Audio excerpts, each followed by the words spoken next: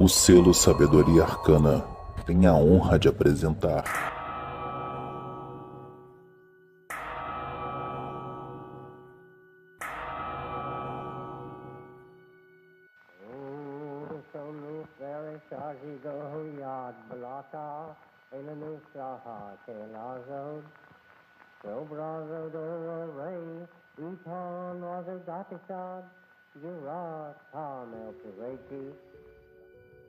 Saudações fraternais, filhos de Sofia. Diretamente dos Aeons Primordiais, iniciamos um novo episódio do podcast do Projeto Sabedoria Arcana, que visa trazer um pouco do conhecimento arcano para vocês, via livros, cursos e este podcast. Aproveitamos para convidá-lo a conhecer nosso site www.sabedoriaarcana.com.br, onde vocês irão ter mais informações sobre nossos livros, podcast e em breve também cursos. E também em breve uma remodelação que estará sendo feita ao site. A gente convida todos a ir lá para conferir. No episódio de hoje eu vou receber o meu companheiro de sempre, Adílio Jorge Marques. Olá, prazer estar aqui com você, Lincoln, e hoje tratando de um assunto bem diferente com um grande amigo meu.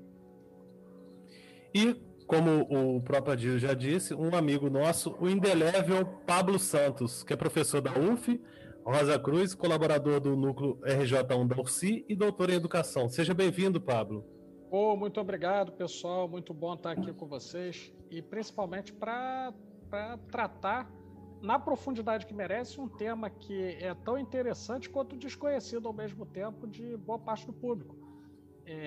Isso quando não acontece de haver uma espécie de contrabando intelectual no qual as fontes elas acabam sendo vendidas como se fossem outras coisas. Estou falando de modo genérico para deixar as pessoas curiosas a respeito do que vamos falar, tá certo? E o que nós vamos falar, né?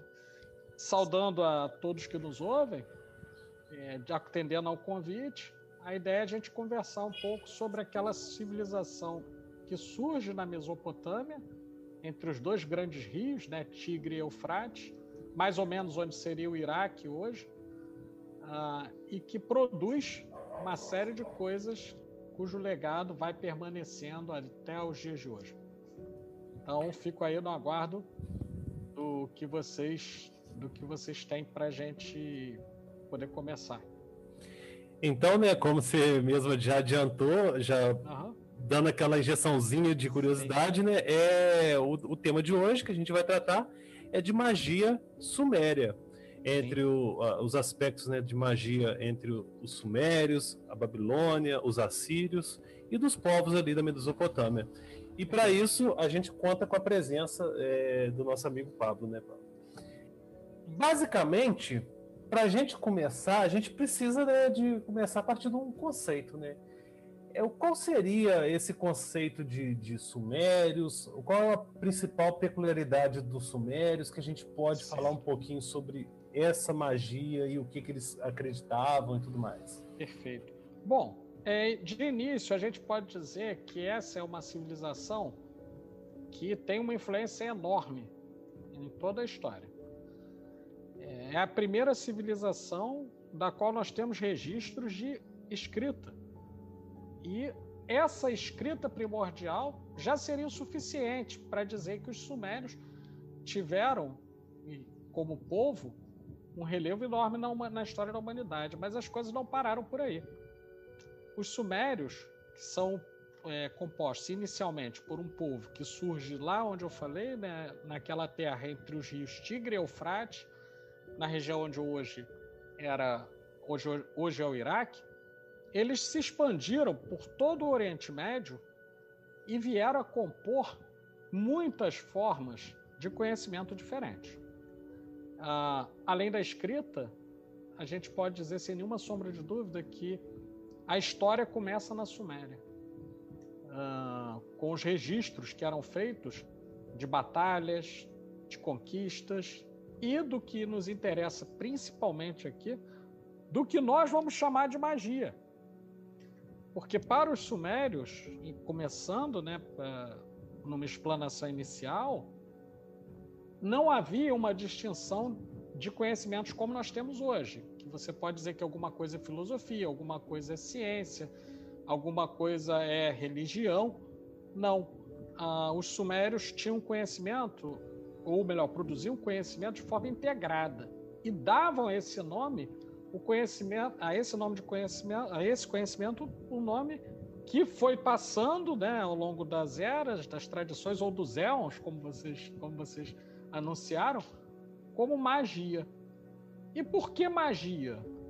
Porque era a prática do magus. Magus, ao contrário do que parece, é uma expressão que é apropriada pelos romanos para se referir a um conhecimento tradicional e a um conhecimento de sabedoria. E de sabedoria que era ao mesmo tempo cósmica e prática, aplicada aos problemas da sua época. Então eu posso dizer sem nenhuma sombra de dúvida que falar de magia suméria é falar, de certa forma, de um dos inícios, de dos princípios genéticos, vamos dizer assim, da magia nesse plano. Sem dúvida é um conhecimento arcano, né? A sabedoria arcana aí. Realmente. E o interessante é que tem certos aspectos dos sumérios, né? De todo esse conhecimento sumério que a gente acaba ignorando e que fazem parte do nosso dia a dia, até mesmo a divisão das horas, em 60 minutos, semana, de 7 dias e tudo mais, são todos derivados desse conhecimento sumério que a gente acaba, de certa forma, no nosso dia a dia, ignorando, né, a origem desses aspectos. Sim. Mas como você disse, você comentou um pouco até da questão da cosmogonia, desses sumérios, né? Eu queria que você falasse um pouco da cosmogonia, essa teleologia e os aspectos místicos, tanto dos sumérios até os babilônios, que haja visto que os povos mesopotâmios, né, não é um povo só, foram vários povos ali naquela região, né? Isso aí. A primeira coisa que é importante salientar é que, como você diz, ao longo do tempo, esse povo que se situava numa região geograficamente restrita, ele vai se espalhando e vai tomando contato com outros povos. Alguns desses povos eram, inclusive, semitas, de maneira que até mesmo registros bíblicos vão dar conta de que Abraão ele imigra da Caldeia, né? Ele sai da região que fica conhecida como Caldeia e que hoje seria mais ou menos ali, de onde Abraão saiu, mais ou menos ali onde hoje é o Irã. Então, esse povo sumério, ele se misturou com outros povos daquela religião, se miscigenou e foi criando um império e reinos. Então, havia um império sumério que possuía reinos num primeiro momento, a saber, os mais proeminentes, Acádia, que era mais ao norte, que é onde hoje seria a fronteira do Iraque com a Turquia.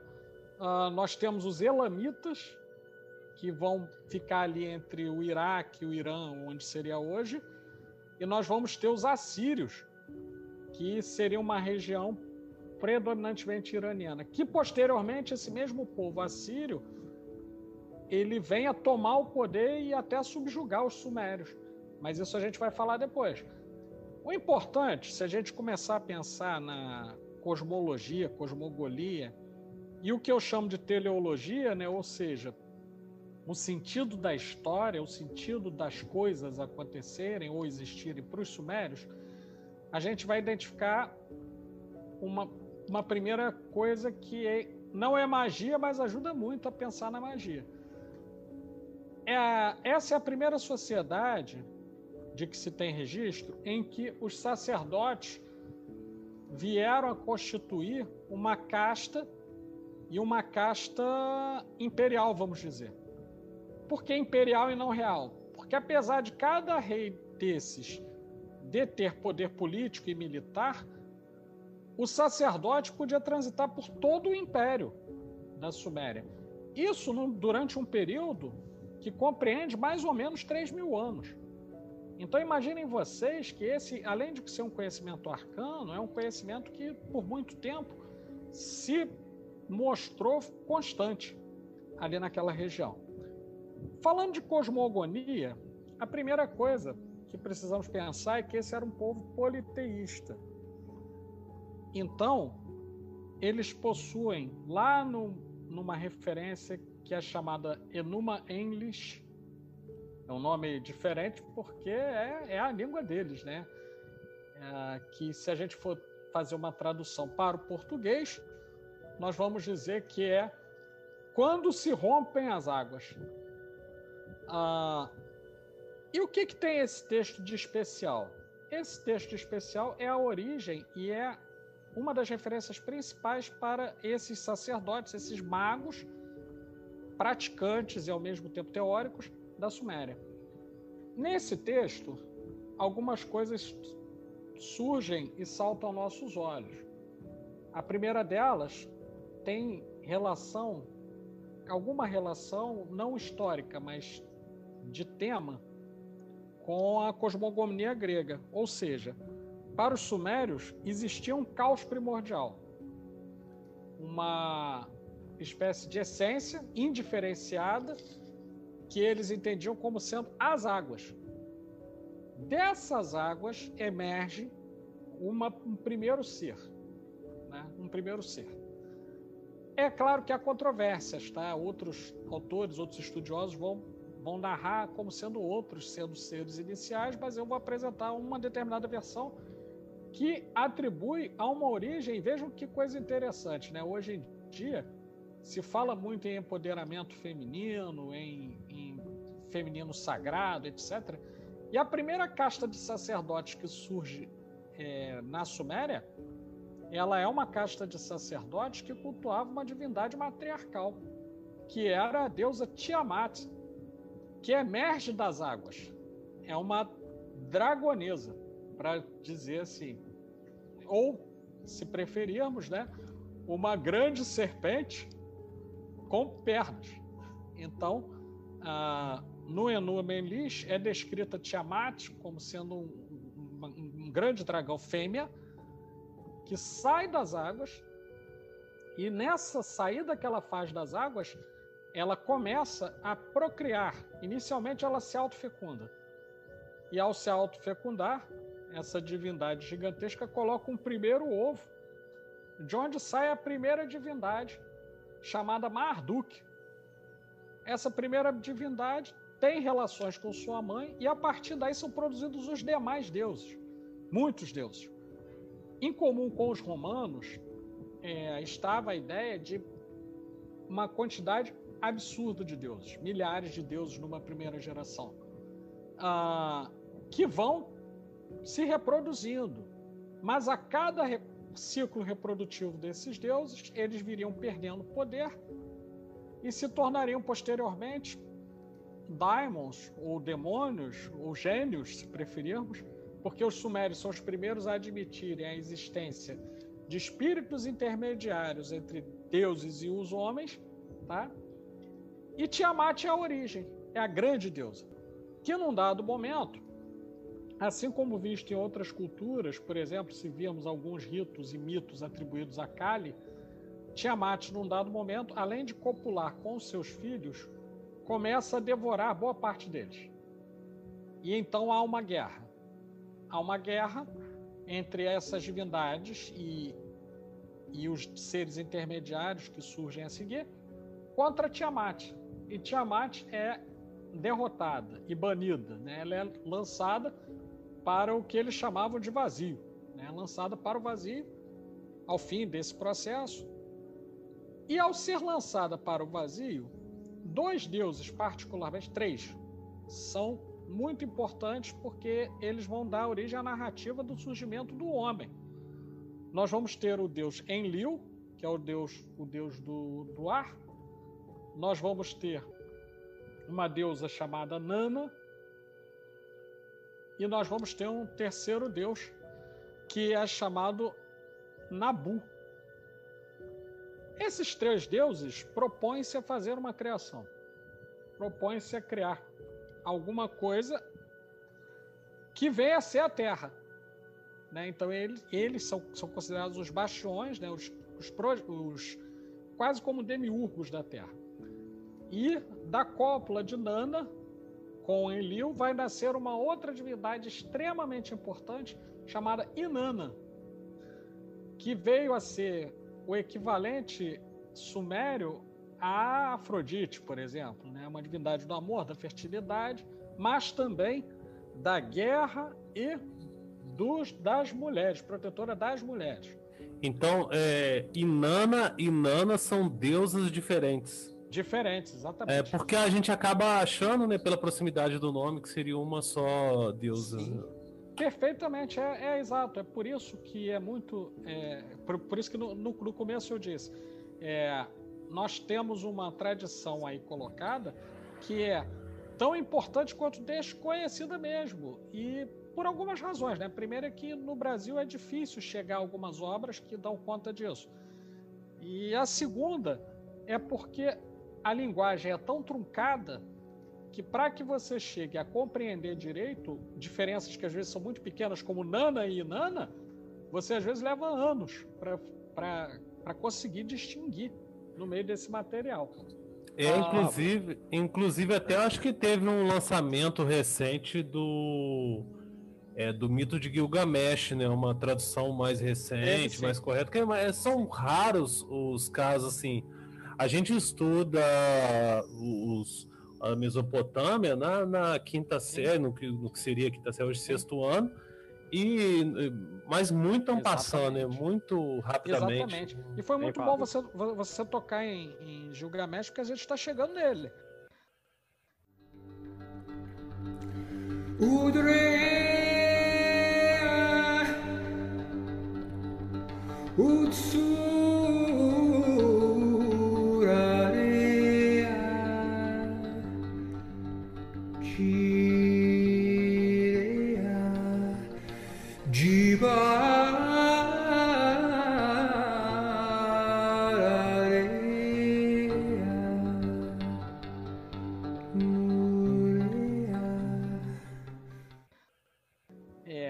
Mas antes de chegar nele, deixa eu fazer uma pergunta, Paulo. Claro.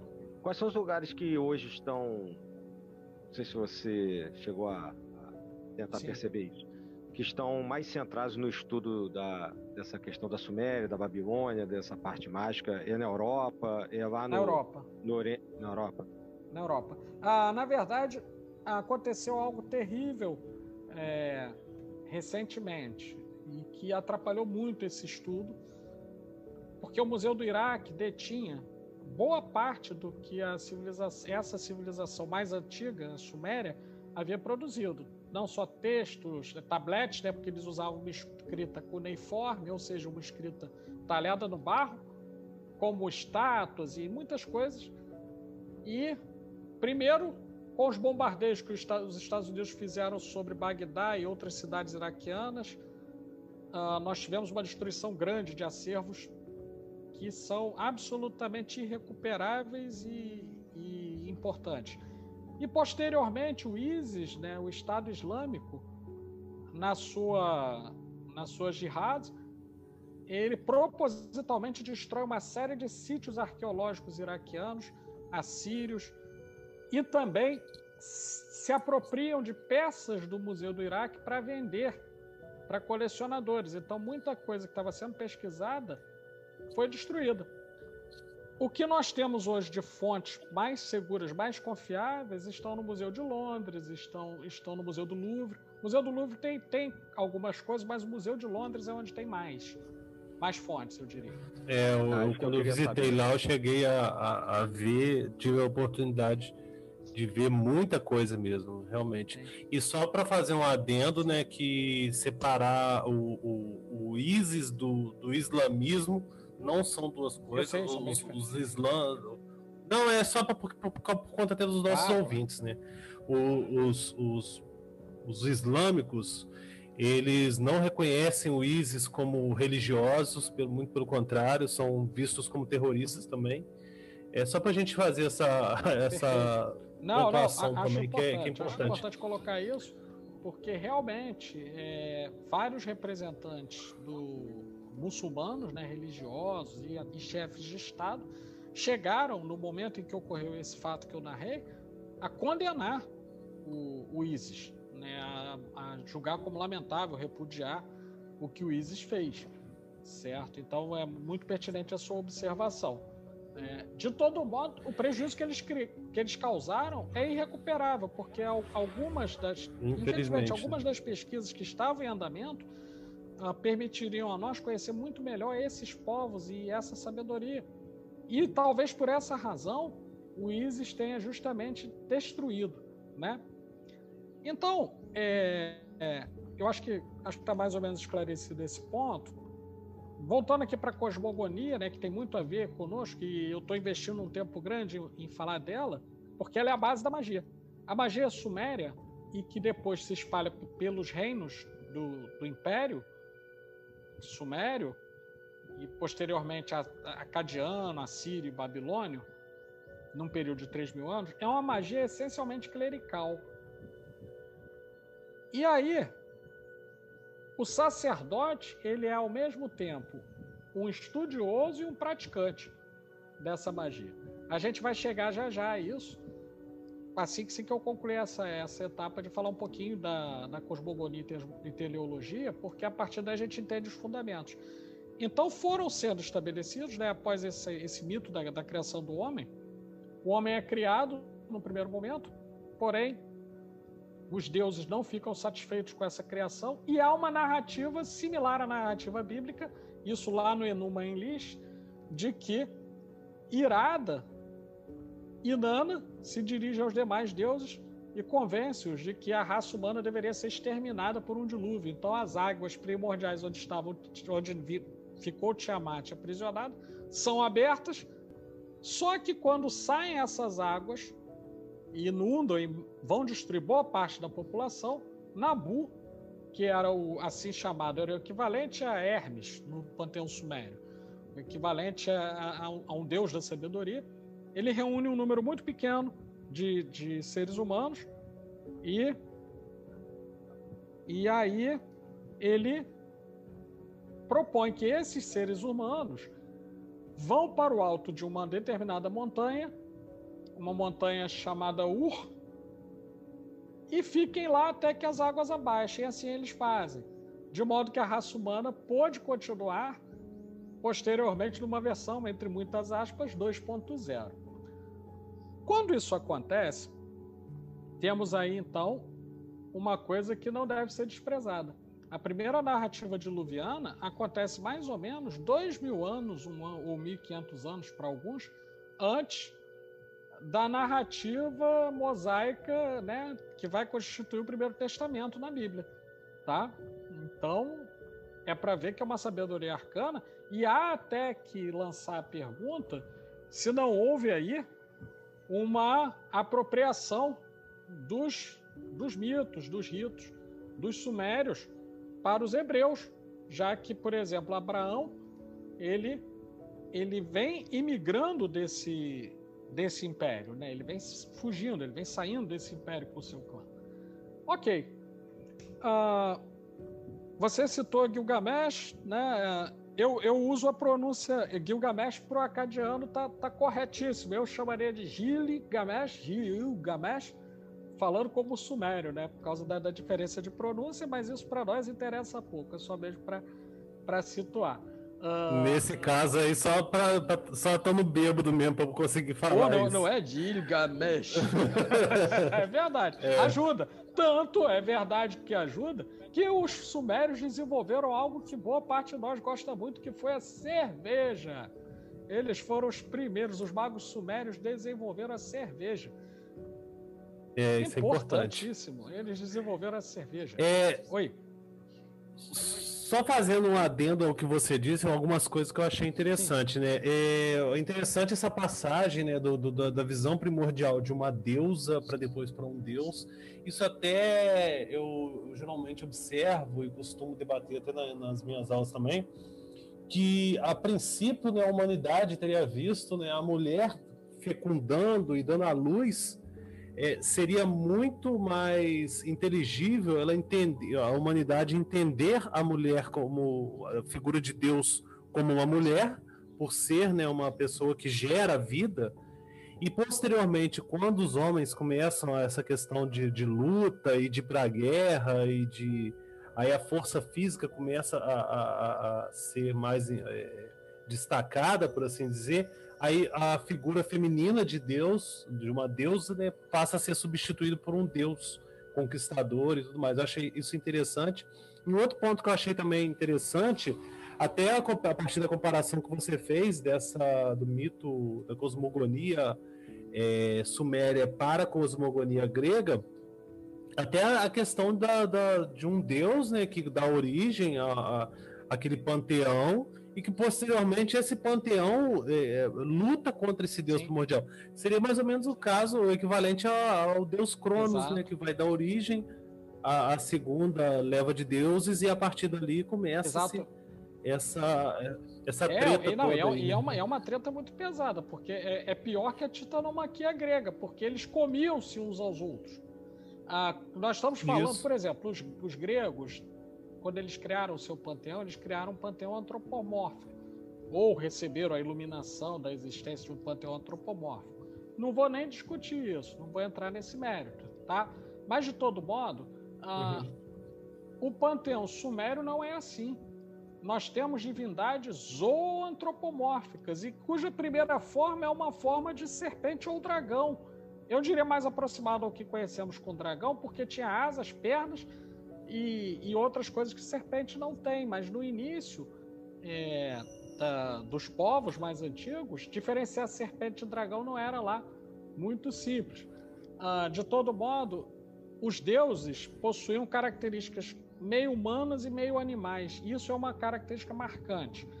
De modo que até algumas pessoas hoje aventam a possibilidade dessas civilizações que nasceram lá na Mesopotâmia terem sido influenciadas por alienígenas, terem visto alienígenas e coisas desse tipo, e assim terem criado as referências míticas, né?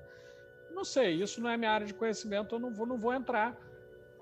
Eu já tendo a crer mais que eles poderiam ver, né, algum vestígio de, por exemplo, fóssil de dinossauros, e a partir daquela observação ele chegar a uma conclusão de que havia, né, grandes animais, grandes serpentes e tudo mais, porque até mesmo digamos a coluna cervical de um fóssil daria entendimento de uma serpente. Não, sem dúvida. Assim. Mas isso a gente está no reino das conjecturas. Não, aqui, claro, né? claro, com certeza. E é um tema que nos chama tanta atenção, que foi uma civilização tão rica, que ela é a primeira civilização que, uma vez criados os mitos de origem, ela vai fazer uma constituição do Estado.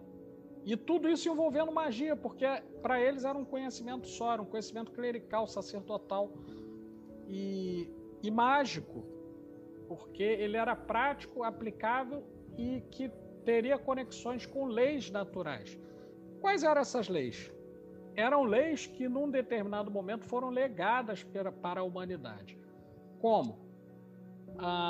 Ainda em Lish, nós vamos ver a narrativa de que um rei chamado Amrafel, que também na Bíblia tem referência a Amrafel, alguns dizem até ser o mesmo, não sei se é ou se não é, mas, de todo modo, o rei da cidade de Uruk, que era a cidade principal, já começavam a existir cidades desse reino, as principais eram, a essa época, e eu estou falando de mais ou menos 3.500 a.C., eram Uruk, Ur, Lagash, Elam, Niracim, eram as principais cidades, e Uruk era a capital. Uruk veio a dar origem posteriormente à Babilônia, veio a se chamar Babilônia depois, veio a se chamar Babel, na verdade, e conhecido posteriormente como Babilônia, né? Mas a narrativa do Enuma Elish, que é o final dela, diz que o rei está próximo à praça central da cidade e Enlil, deus dos ares e do céu, joga um monolito. E observem como é que o Stanley Kubrick foi brilhante, sem fazer referência ao Enuma Elish, ao fazer o filme 2001, Uma Odisseia no Espaço, em que um monolito cai no meio dos símios, né? Só que no caso não caiu no meio dos símios. O monolito caiu de frente para o rei e Nabu aparece ao rei e dá a ele a capacidade de ler o que estava escrito no monolito, na pedra. E aí o rei consegue ler esse código de leis. Posteriormente, porque como eram vários povos, né, nós temos vários nomes para designar os mesmos personagens. O mesmo Amrafel, usando a pronúncia suméria, ele também foi chamado de Hammurabi pelos acadianos. Os acadianos... Isso que eu ia perguntar agora. É o porque mesmo até o código de Hammurabi, quando vem nos livros didáticos e tudo mais, vem o monolito isso mesmo. Aí. E lembrando o monolito também, não só o Stanley Kubrick, mas o Arthur C. Clarke também, que foi o escritor do 2001. Não, perfeito. E é interessante isso que você comenta pelo seguinte. Ele recebe, e aí vamos pensar na ideia, né? O Hammurabi cria um código que é baseado na reciprocidade. É o famoso olho por olho, dente por dente, né? Então, quem matou será morto, o sujeito que rouba, ele tem uma punição, tem membros amputados, ele perde os seus bens, ele tem um código ali. Então... E o interessante é que era um código civil, por assim dizer, né? Bem extenso. Tanto que o direito romano se baseia nele. Isso, era um conjunto de leis, até mesmo a questão das viúvas, era bem... É porque a gente acha assim, o código Hammurabi, olho por olho, dente por dente, mas não era só isso. Não. Né? Eu vou dar exemplo de uma passagem desse código que mostra que ele era bem mais complexo. Aquele que testemunhar em falso perderá os seus bens e, ao mesmo tempo, será condenado a ficar um tempo embaixo da casa. Aí você pensou, embaixo da casa? O que significa isso? Aí você tem que ir lá para os tabletes de argila, né, que estão no Museu de Londres e outros lugares. A casa é a primeira construção prisional e era mais ou menos um espaço amplo, bastante amplo, por cima, onde ficavam os guardas da cidade que moravam na casa, e embaixo da casa tinha mais ou menos um espaço de altura de uns 90 centímetros por 1 metro, 1,20 m de largura, 1,40 m de largura. Então o sujeito era literalmente esmagado ali embaixo, né? Ficava embaixo, no escuro ali, apertado. Imagina embaixo de fundações gigantescas, 100, 200 espaços desses, né, celas micro, em que os sujeitos eram punidos severamente. Então, assim, a gente pode dizer que foi um legado enorme que foi deixado. Quem aplicava esses códigos? Eram os magos. Eram os sacerdotes que eram magos, né?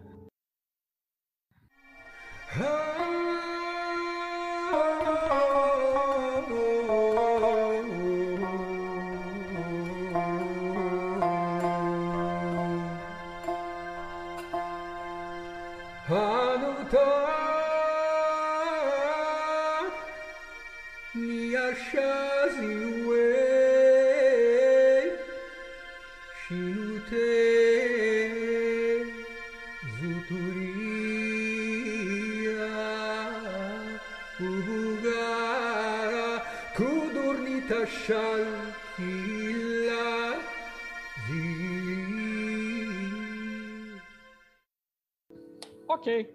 Então, o primeiro ponto que você... Oi? Pois não. Só para pontuar, sim.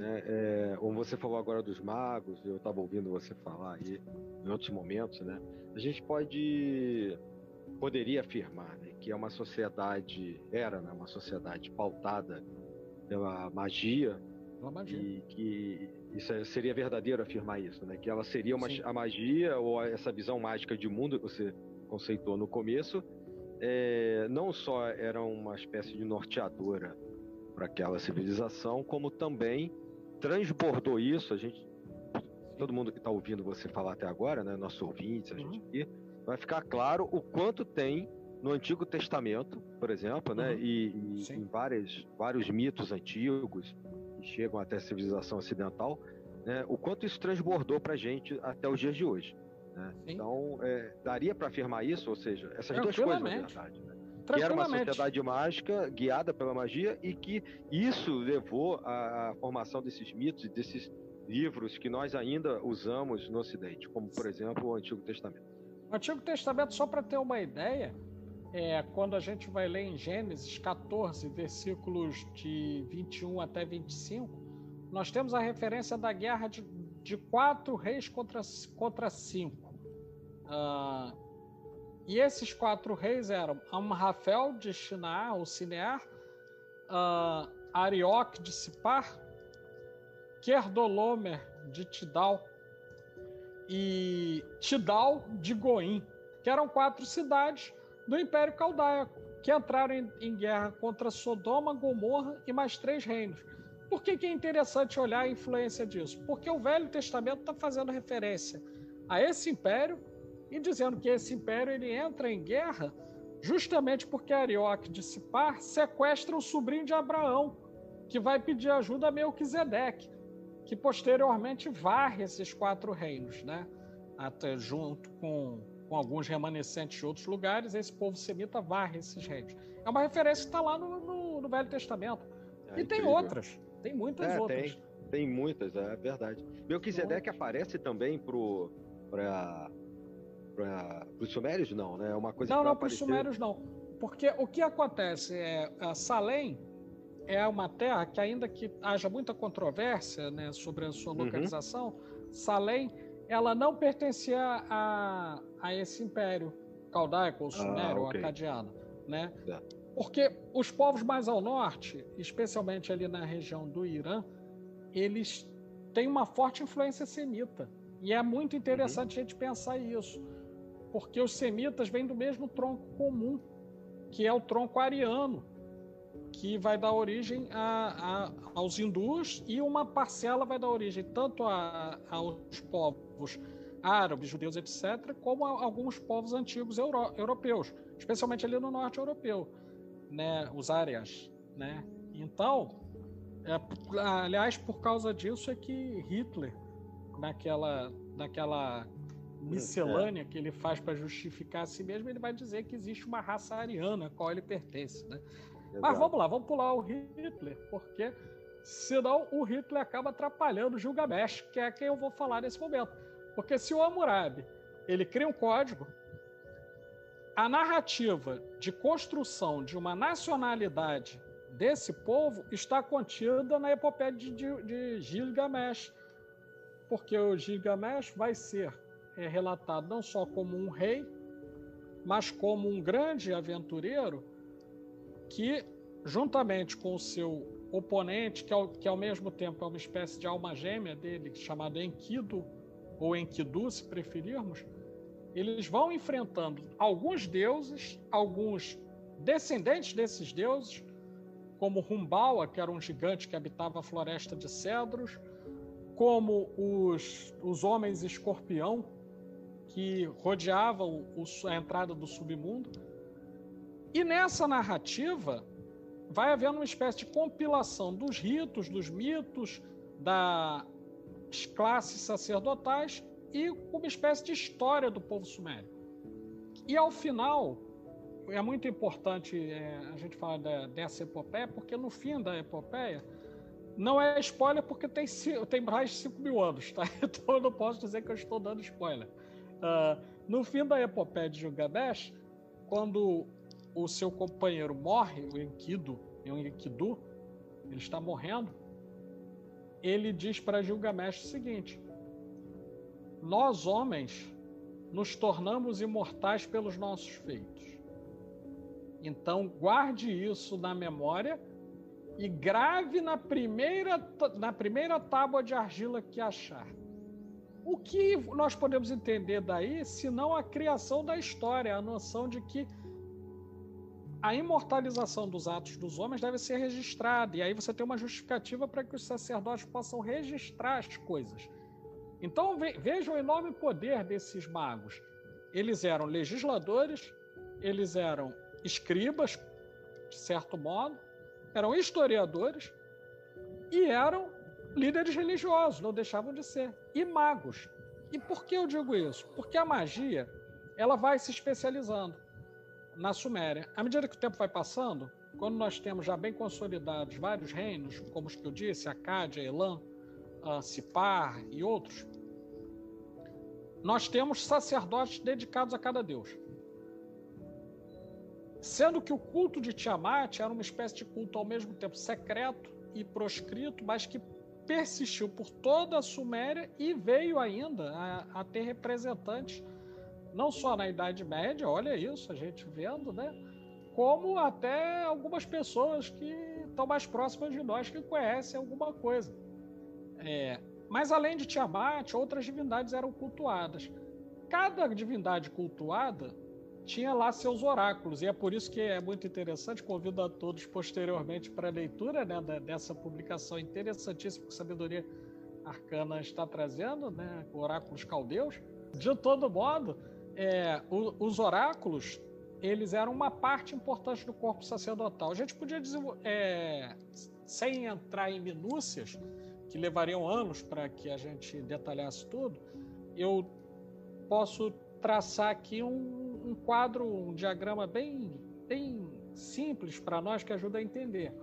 Esse corpo sacerdotal possuía o que seria equivalente hoje a um grande mestre, né, que era o representante da divindade, X, Y, Z, e aí estamos falando de Nabu, estamos falando de Inanna, que tinha um poder enorme.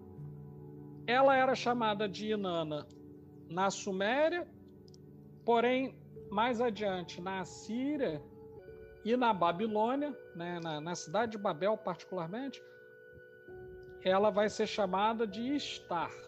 Né? Ela tem um outro nome, mas é a mesma divindade. Que ao mesmo tempo que é a divindade da noite, é a divindade do feminino, é a divindade do submundo, para usar uma expressão que é interessante, ela era uma condutora de almas também. Ela conduzia as almas do submundo. E ela era associada à estrela Vênus, ao planeta Vênus, que para eles era uma estrela, e eles entendiam que sempre que Vênus completava o seu ciclo, Ishtar havia descido ao submundo e voltado. Olha aí a astrologia, de certo modo, uma astronomia nascendo a partir da magia suméria.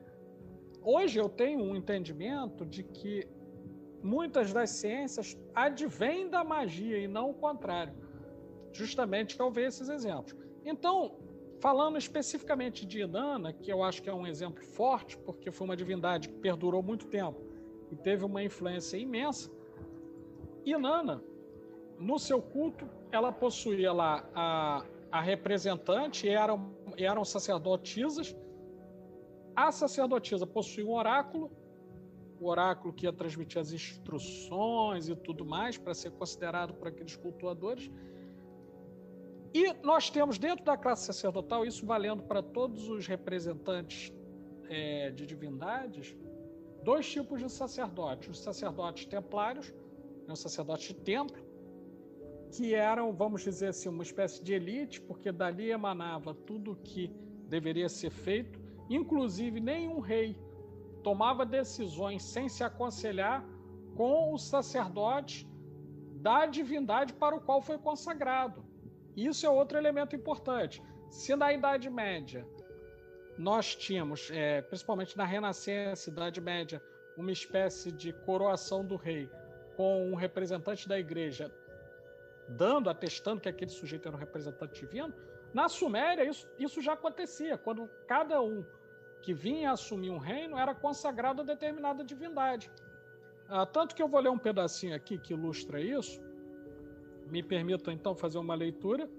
Isso aqui foi retirado de um dos tabletes, na verdade é o tablete 63 do cilindro 81, porque os tabletes foram colocados em cilindros, né, vasos.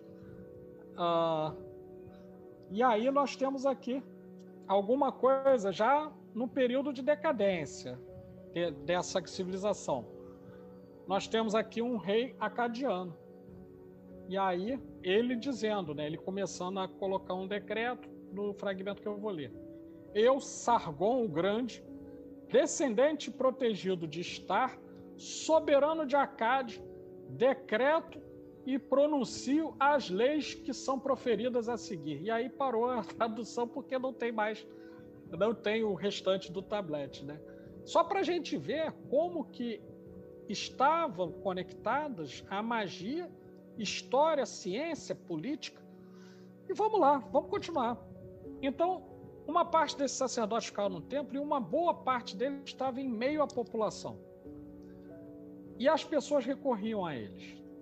No caso de Star, é dedicada a ela a feitura da cerveja. É o primeiro registro que nós temos de feitura dessa bebida, por meio de fermentação, é no culto de Star. E acontecia onde? Se alguém pensar, acontecia em um lugar que era sagrado, mas que hoje nós não veremos como sagrado, ou pelo menos a tradição cristã não veria como sagrado.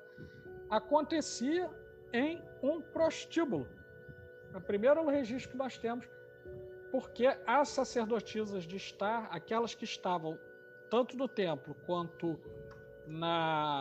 em meio à população, recolhiam donativos e recursos financeiros, de certo modo, né, vamos dizer assim, aí, apesar de não termos uma moeda circulante ali, a partir da prostituição. A prostituição era considerada sagrada por Star. É por isso que algumas ordens esotéricas e alguns conhecimentos, diria, de certas tradições que seguem o assim chamado caminho da mão esquerda, vão adotar práticas de magia sexual que são equivalentes a essas, com um papel preponderante das mulheres, nesse sentido. Então a prostituição era vista como sagrada ali nesse culto, né? E no âmbito da população. E é muito interessante isso, porque não havia essa visão de juízo moral que há hoje, no sentido de associar a prostituição a algo menor ou a algo ruim.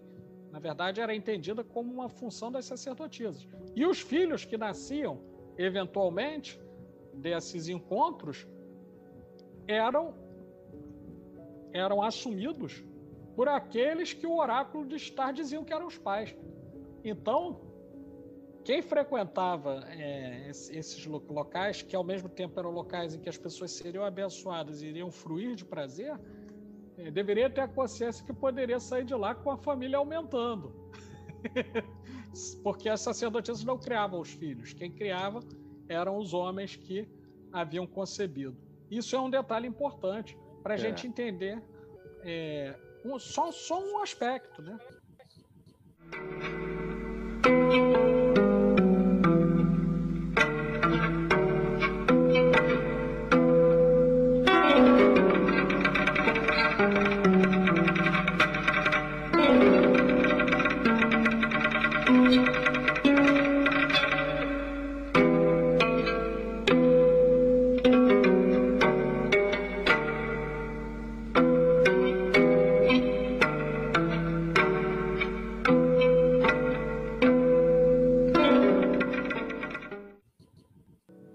Parece um pouco aquelas questões das festas baconianas, que obviamente são posteriores, né? Sim, sem dúvida. Mas que tem a questão de uma bebida que acaba sendo envolvida em um determinado ritual, né? Existe também a questão de sacerdotes, e como se supõe que seja, né?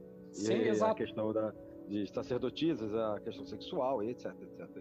Exato. Tem os celtas e outros povos também que não necessariamente eurocêntricos, como a gente está acostumado a tratar, também tinham questões parecidas, né? Mas a gente está falando de algo muito anterior, seria mais ou menos... acho que é importante para quem está ouvindo a gente localizar... 4.000 anos antes de Cristo. Eu acho que é importante, bem anterior à maior parte do que a gente está acostumado a analisar historicamente em termos de Europa Ocidental, né, e etc. E magias também, você falou de magia aí, mas eu já li, e eu me lembro que isso foi até num livro antigo, mas posso estar enganado, que exorcismos aconteciam também, não tinha? Exatamente. Você tocou num ponto muito importante, porque eu vou entrar aí. Assim como a magia sexual tem uma origem historicamente referenciada, como essa que eu mostro, era muito comum aqueles que viviam no povo procurarem os sacerdotes para que expulsassem criaturas inferiores, demônios, assim chamados, né? Eles chamam de divindades malignas, de demônios, que seriam justamente aqueles descendentes na cosmogonia que eu falei, que eram de baixa classe. Então, digamos, seria, sei lá, uma 8ª, 10ª geração, né, de espírito, vamos dizer assim, que ficou vagando. E aí, de acordo com a magia suméria, eles atormentavam os homens. Eu vou dar exemplo de somente um. Posso dar muitos exemplos, mas vou dar um exemplo falado, tá? Que foi registrado. Shamash era o deus da terra, tá? Era um dos deuses da terra. Tem mais de um.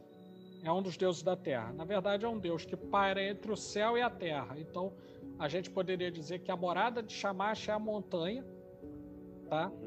E é importante eu falar isso porque eu vou trazer um pedaço de um encantamento usado para dor de dente. Tá? Legal. As pessoas acreditavam que a dor de dente era causada por um verme, por um espírito desses, que era... Bom, o nome é quase impronunciável, mas vamos lá. Atiruapsu Ankaran era o tal do verme, tá? Mas para nós é mais fácil falar que era o verme que dava dor de dente, certo? E aí esse verme... achavam que a dor de dente não era física, né? Não era física, era como uma larva astral, digamos assim. Isso que eu queria chegar. Né? Era Exatamente. Algo em outro plano que causava aqui embaixo, vamos dizer assim, no dor, corpo as do cara, doenças. As Por doenças. exemplo, Nergal era conhecido como o senhor das doenças, mas também senhor da cura, porque ele fazia as pessoas adoecerem, era uma atividade que fazia as pessoas adoecerem, mas também as curava, se fosse bem agradado, né? Mas vamos lá, vou pegar um pedacinho aqui que é muito interessante. Até porque você comentou do Nergal, acho que se eu não me engano, o Pazuzu também era nesse esquema, também. Né? É que Pazuzu, você invocava ele, era um demônio tão poderoso que você invocava ele para espantar os outros demônios. Exatamente. Pazuzu era resultado da união de Tiamat com Enlil. Enlil é filho de Tiamat. Tá? É a divindade suprema do ar. E aí eles têm um filho que, na verdade, é como se fosse um dragão que não pousava. Um dragão de quatro asas que não pousava, senão para vir como se fosse num voo rasante, para assolar populações inteiras. Esse era Pazuzu. E era senhor de um dos ventos. Né? Então ele tinha o poder sobre um dos ventos, que quando soprava, na verdade é o vento que vai de leste para oeste, quando soprava as pessoas tinham medo, porque achavam que ele trazia doenças, maldições, etc. Por isso que a invocação a Pazuzu era para assustar os demônios, porque até mesmo dentre os seus, os sacerdotes diziam ou imaginavam, não sei se viam, que essa era uma entidade cujo rosto era terrível, pois ele tinha o rosto tal qual da sua mãe, Tiamat, e o poder de Enlil, que era o Senhor dos Ventos. Então, o bicho era brabo, viu? 2 em 1, 2 em 1. O bicho é brabo, viu? Não é mole, não. Aí, eu já sei que tem um monte de... Quando a gente botar no ar, vai ter um monte de ouvintes se coçando aí, porque vários desses deuses que vocês estão citando aí são usados, e a gente vai falar disso no final, né? São usados hoje, não sei como, mas eu já escutei em várias palestras, contos, né, mais variados, vários desses deuses que vocês estão mencionando aí, só que são usados hoje. Então o pessoal vai se coçar aí para correr atrás e descobrir. Pra saber como é que invoca e tudo mais, né? Só lembrando que o Pazuzu é o daquele filme do Exorcista. Só pra lembrar. Exato. Vai ter um monte de... Por isso que eu toquei no nome dele aqui. Não, foi importante você tocar pelo seguinte, porque o Pazuzu tinha ainda um costume. Ele via os homens como se fossem um tipo de brinquedo ou marionete. Então era comum para ele, nos ritos, né? Divertir-se fazendo com que os homens se entortassem, com que os homens rodar a cabecinha, vomitar aquela sopa verde. Sim, sem dúvida. Era uma brincadeira, né? dele. Né? Eu sei que você vai falar de uma outra coisa aí, Pablo, te interromper, mas você acha que a questão da... Você volta aí, mas pra gente não esquecer. A questão da Goécia, que o pessoal começa ali, tem muito na Idade Média, mas que se revive muito hoje. Você acha que poderia ter um fundamento lá atrás também, ou não? Tem sim. Tem sim. É claro que se a gente vai falar de Goécia, sem dúvida alguma a gente tem que mencionar Salomão, certo? E aí, quando a gente vai falar de Salomão, seguindo ali, eu não vou entrar em detalhes iniciáticos, tá? Para não abrir nenhum véu, tá certo? Mas vou falar do personagem histórico, Salomão, e de coisas que são exotéricas, né? Então, tudo bem. Salomão, ele recebe a iluminação direto de Rockmach, né? Rockmach é uma Sefirot, né? Da Cabala, que é sabedoria. É diferente de Binah, que é inteligência. Ele recebe sabedoria. Né? Ele se prostra perante Yahvé, ele recebe sabedoria.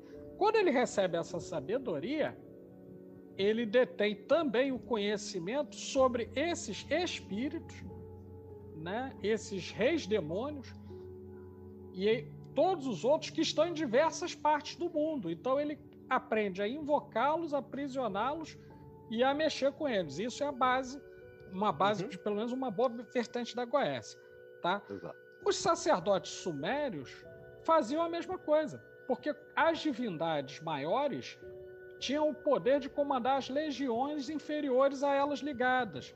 Então, o sacerdote, na verdade, ele tinha acesso a todo aquilo que a gente vai chamar de egrégora, de um determinado deus. Então, por exemplo, um sacerdote Nabu, deus da sabedoria, ele não vai pedir, por exemplo, para Nabu trazer a ele o conhecimento sobre a guerra que está acontecendo na cidade que ele mora. Ele vai pedir que Nabu mande um emissário que traga notícias do fronte inimigo. Esses emissários nada mais são do que espíritos, daimons ou qualquer coisa parecida.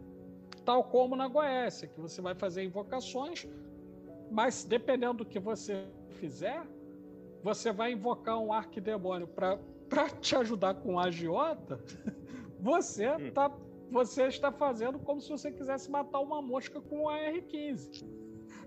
Um canhão. Exatamente.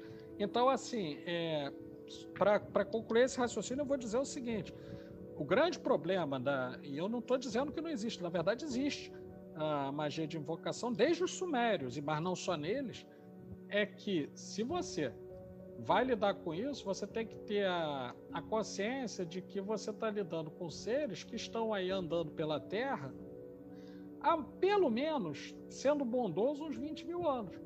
E que eles sabem muito bem como manipular o homem. E aí eu costumo dizer, até brincar com algumas pessoas que eu conheço, dizendo o seguinte: o camarada, ele não consegue nem se livrar do jugo da mãe dele. Às vezes ele tem uma mãe muito opressora, mas ele quer controlar um arquidemônio. Vai dar errado, cara. Não tem jeito. Isso que eu toquei, exatamente. Porque o pessoal vai se coçar para pesquisar e vai chegar nisso. Né? E existe uma modinha em relação a isso, como se fosse uma série de televisão que você faz um estalo o dedo, aí faz a evocação, né? Ou invocação, dependendo do caso, de um ser desses, e como você disse, com uma ancestralidade absurda, né? E existe uma teoria, né? E também estou pontuando por causa disso, que eu particularmente não concordo muito. Posso estar errado se foi o Omílio do Cat que tornou ela o autor de vários livros, né? Vocês conhecem. O Omílio do Cat, acho que tornou ela popular, porque eu acho que é até uma opinião dele de que essas entidades não teriam mais poder nenhum de atuação, né? Estou falando das entidades goéticas. Pelo fato de que elas estariam desatualizadas, elas teriam servido muito na época da Idade Média. Quando a gente vai estudar a magia medieval, a gente encontra muito disso também, né? Porque você está falando da Idade de Antiguidade, Suméria. E que agora essas entidades, né, vamos dizer assim, essas energias, elas estariam desatualizadas em relação ao século XXI, a nossa sociedade atual, e elas não teriam mais nenhuma serventia, ou não teria efeito um ritual para essas entidades não provocaria qualquer efeito. Bom, Sim. pelo que você está descrevendo aí, não procede. E existe um outro aspecto também, que tem muita gente que leva essas entidades, deuses e tudo mais, como aspectos de nossa psique, e que, portanto, assim, é da nossa mente, então é tranquilo, mas não é bem assim, não. O buraco é bem mais embaixo aí do que... Essa é uma segunda teoria que está muito em voga agora na magia. Sim. Essa que o Lincoln levantou. Além de ser uma entidade, serem entidades ultrapassadas, serem apenas aspectos mais obscuros de nosso ser, do nosso inconsciente. Então, repetir... Eu acho até que isso tem um pouco naqueles livros, se eu não me engano, do Caos, o Libernur Psiconauta, até que a questão do riso, a questão do riso ser capaz de expulsar, afastar, não vai nessa, não. Vai rir, vai. Assim, eu tenho que comentar com vocês uma coisa que acho que tem a ver com isso que a gente está falando, né? Não é, e aí comentando primeiro o que a Dilly coloca, né? Que teoricamente essas entidades já estariam afastadas porque há muitos anos foram sendo invocadas, etc. Ora, se eu fizer a experiência de usar arsênico conforme se usava para envenenar os reis antigos, hoje eu vou morrer do mesmo jeito que os reis antigos. Não importa quanto tempo tenha passado. Exatamente. Tá? Eu vou morrer, não tem jeito. Né? Então, quer dizer, o próprio mundo físico nos mostra que o tempo que se passa de alguma coisa não é pelo fato de ter se tornado antigo que se tornou ineficaz. Tanto que existe o projeto Sabedoria Arcana aí que não me deixa mentir, não é isso? Essa é a primeira coisa. E a segunda, ainda que fosse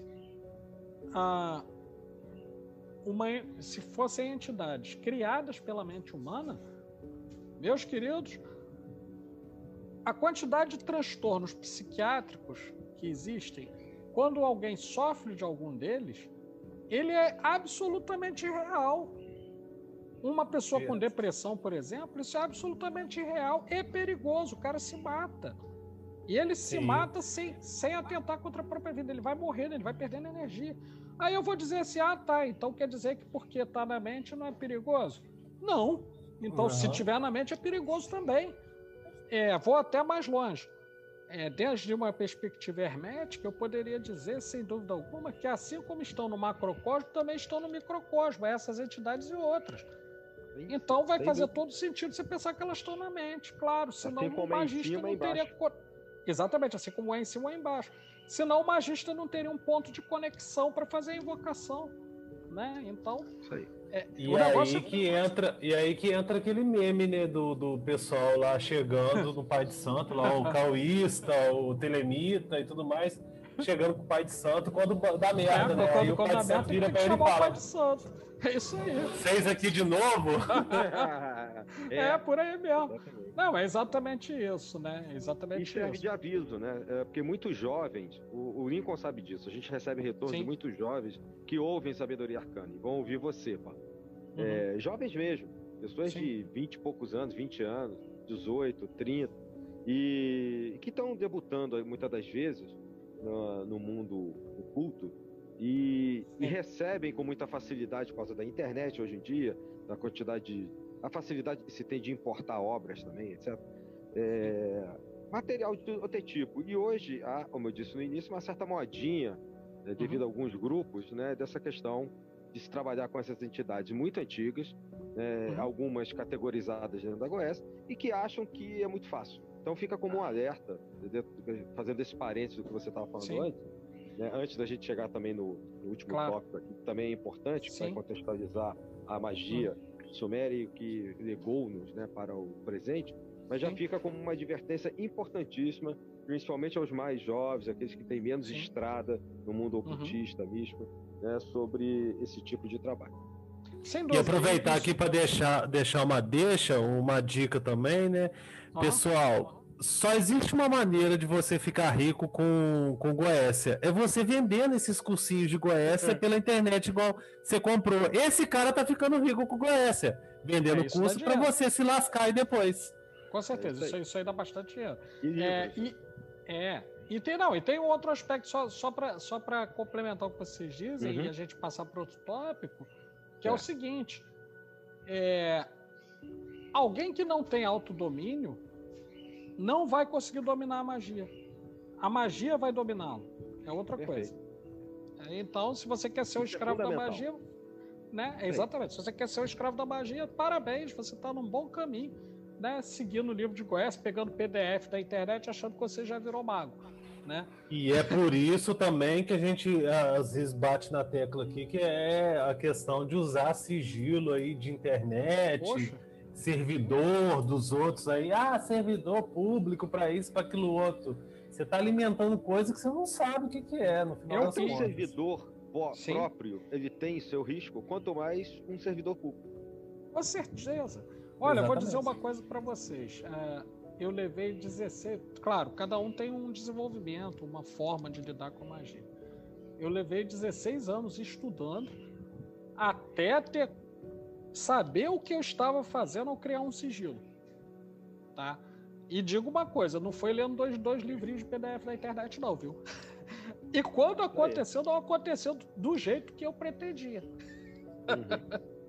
Mas vamos lá, vamos para a Suméria, não é isso? Então, vou ler só um pedacinho aqui para contextualizar como é que era isso. Não tinha dentista, não havia uma odontologia na época, né? Então, tem uma fórmula que o sacerdote recitava. Ele primeiro vendia a cerveja para a pessoa que chegava, porque tinha que ser um sacerdote que ao mesmo tempo tivesse contato com pelo menos um oráculo de Inanna ou Star, e no caso aqui é Star, né, o registro que a gente tem, e ao mesmo tempo um sacerdote Shamash. Então ele vendia a cerveja, a pessoa ficava com a cervejinha ali no copinho, e na medida que o sacerdote mandava parar, a pessoa usava 3 goles, colocando sobre o dente que estava doendo. E aí, o encantamento era mais ou menos assim.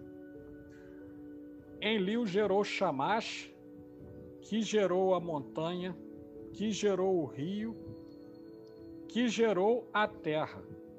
E a terra gerou o verme. O verme sentiu fome, procurou figos maduros para comer, não os encontrou, e achou morada na boca do homem. Ó grandiosa Star, vá, por favor, até Shamash, pedir para que o verme saia, e que saia junto com ele a dor que assola este homem, nome tal, né, o nome do sujeito. Aí quando ele recitava, pela primeira vez, o sujeito jogava a cerveja, mas detalhe, a cerveja precisava estar choca, ou seja, ela precisava estar quente, e de preferência já entrando naquele estágio ali que ela já não tem um sabor bom, né? A cerveja é velha, né? Aí o sujeito jogava lá e aí ele repetia essa operação mágica 2 vezes. Isso aí também é encontrado, tá, numa das fontes que eu citei, desses tabletes que tem no Museu de Londres. No caso, esse tinha no Museu do Iraque, tá? E aí, ia embora. Legal isso aí. Interessante que você me fez lembrar a oração que minha avó fazia para rezar Erisipela. Não é, rapaz? Eu lembrei das rezadeiras. Exatamente. Isso aí. Muito parecido. Isso aí.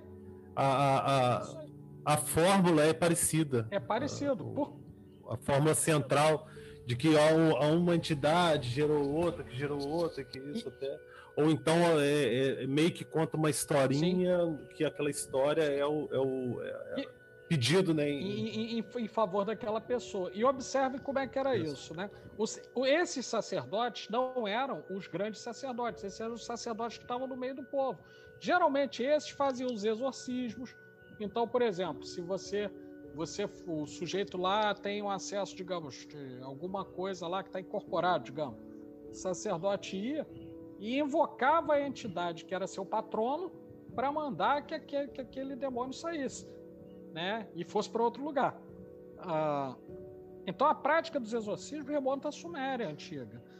Foi por isso que quem criou o filme Exorcista teve a ideia de usar Pazuzu como sendo a referência, até estudando características, né, do que se atribuía a Pazuzu como doenças, como possessões e etc. Tá? E você tinha os sacerdotes que eram especializados, e aí os camaradas iam lá e com as suas fórmulas mágicas promoviam efeitos. Alguns sacerdotes de Star, por exemplo, o Inanna, tinham encantamentos para fertilidade, tinham encantamentos para que o sujeito tivesse um prolongamento da vida. Faziam como se faz hoje, quando você vê pessoas pedindo... Isso é muito comum às vezes em terreiros, né? Eu quero que fulano de tal doesse morra. Aí o sujeito ia lá e invocava Nergal, né? E aí fazia o encantamento para o cara ficar doente, etc. E o sacerdote era o mediador disso tudo. A magia suméria era uma magia prática, uma magia sacerdotal e uma magia profundamente voltada à natureza, tá? Porque esses elementos, essas divindades, etc., eram divindades que tinham associação com a natureza, né? É importante gravar isso. Um outro aspecto que você me lembrou até desse comentário é uma outra oração que minha avó fazia com chuva. Quando começava a tempestade muito forte, ela fazia uma oração também que era tipo os demônios do ar que se recolham, coisa assim. Era uma fórmula parecida também. E era interessante que ela passava, ela tinha um livrinho de reza assim, com essa oração, e ela passava a mão no livro, começava a rezar, em 15 minutos no máximo aquela tempestade já ia acalmando, já virava uma chuvinha fina e logo acabava. A gente vivia falando com ela que não podia chover, que ela ia cortar a chuva, a oração de cortar a chuva que a gente falava. E é interessante porque essas divindades, né, e esses gênios, vamos dizer assim, chamados dessa maneira, né, esses daimons, essas criaturas da magia desse povo sumério, elas tinham forte ligação com os elementos. E eu não tenho dúvida alguma de que esses sacerdotes trabalhavam magia elemental ao fazer esses seus cultos, né, as suas atuações, etc., e sempre numa dimensão clerical. Eles sempre invocavam primeiro a proteção dos seus patronos antes de fazer o trabalho, né? E é muito interessante, porque se você vir em civilizações completamente diferentes, numa civilização europeia, pós-Idade Média, vai ser muito comum, por exemplo, você invocar um anjo da guarda. Você invoca o seu anjo da guarda, né? E até mesmo quando você vai chamar alguma entidade elemental, você sempre, o planetário, você sempre chama o chefe, né, primeiro, né, para depois se dirigir àquilo que você quer, porque não só uma atitude de respeito, mas também porque segura a onda do menor, né? Segura e conhece bem, porque pertence àquela egrégora, né? E tem uma ascendência sobre aquela criatura, né? Então, você cerca para falar como se fossem os bicheiros, né? Você cerca pelos 7 lados, né? Exatamente. Por aí. Bom, tem alguma... Claro. Eu ia te fazer uma pergunta, que eu li ao passando, né, sobre, eu não sei se você já ouviu falar magia de Marduk. Sim. Assim, eu não entendi o que era. Você poderia explicar aqui pra gente? Claro, perfeitamente. Marduk é o equivalente sumério ao deus Ares, né? Era uma divindade da guerra, tá? E era uma divindade que, num dado momento, quando Tiamat é banida, ele foi o primeiro filho de Tiamat. E ele se torna rei dos deuses. Tá? Ele é narrado como sendo o rei dos deuses. A quem deveria ser pedida permissão para qualquer conquista antes. Se você tivesse sob a proteção de Marduk, você obteria qualquer conquista. Fosse ela uma conquista amorosa, fosse uma conquista financeira, fosse você um rei buscando uma expansão do seu reino, né? Então, o Marduk era uma divindade muito importante. Como legado, ele vai deixar uma tradição que foi pervertida ao longo do tempo, infelizmente.